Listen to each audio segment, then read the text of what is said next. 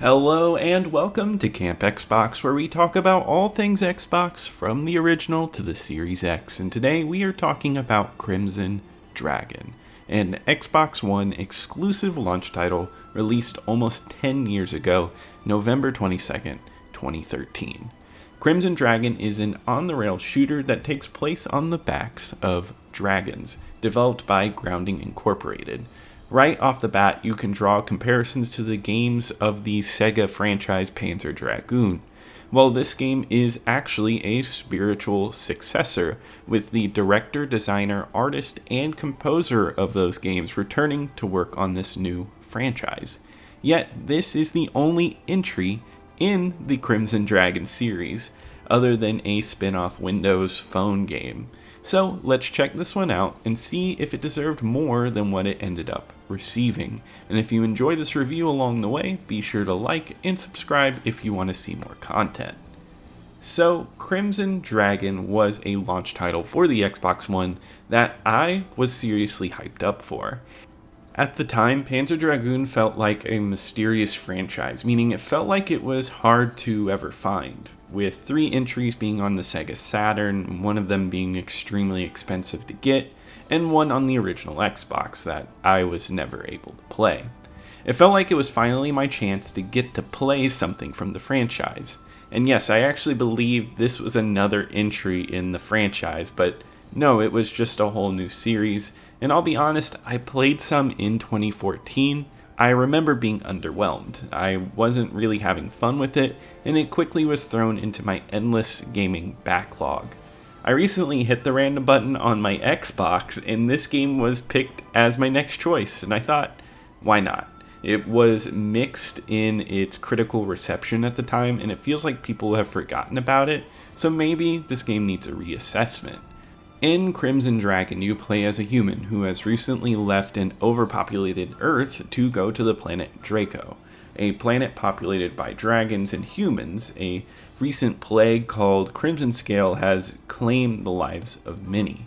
But for you, it has allowed you to be able to ride dragons and hunt down the source of Crimson Scale. I'm not going to lie to you and tell you that the plot is great. It is not. I think it is a cool sci-fi foundation, but they attempt to flesh out lore and characters that honestly become convoluted and confusing. I was able to get a grasp on some of the through-line plot, but this game is insane when it comes to its lore. It goes deep with its terminology, and characters pop up and they seem to speak gibberish. I quickly began to just tune out the plot of the game.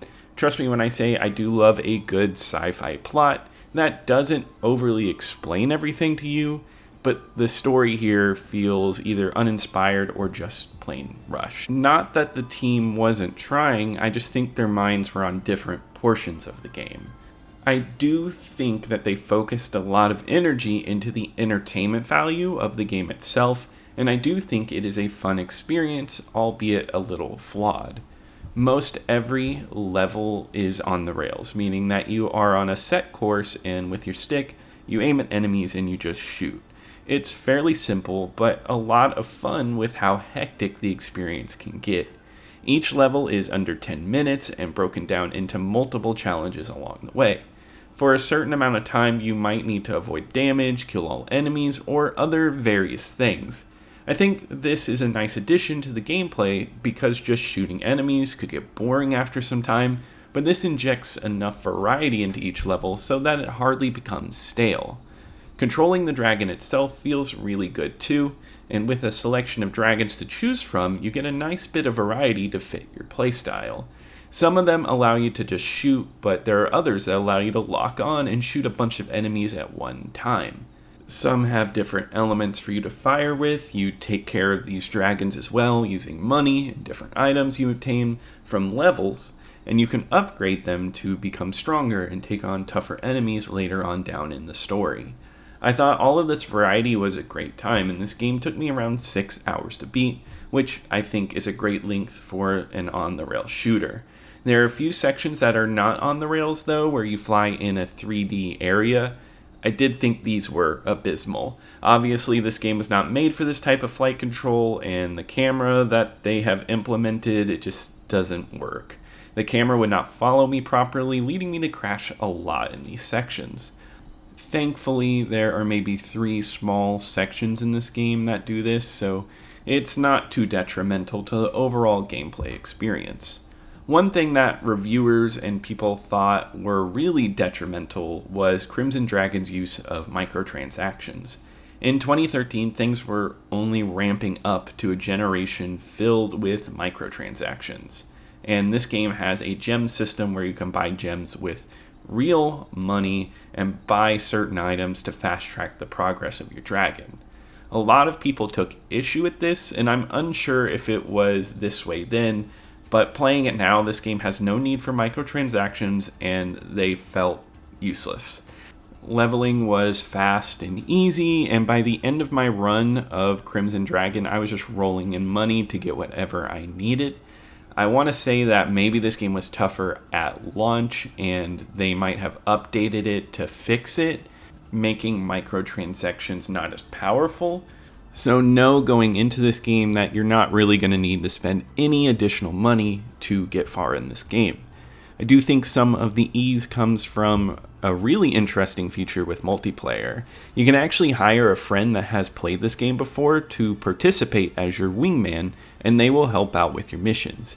If you have someone on your friends list that has already played this game fully, you are set to have an easy time. I had a friend that was into this game on launch and had an extremely buffed dragon that took out anything in its path, and that made some of the harder missions a breeze. I actually liked this feature a lot, and it helped with some of the tougher missions, especially when you have a less experienced dragon, and it just adds some interactivity into the game.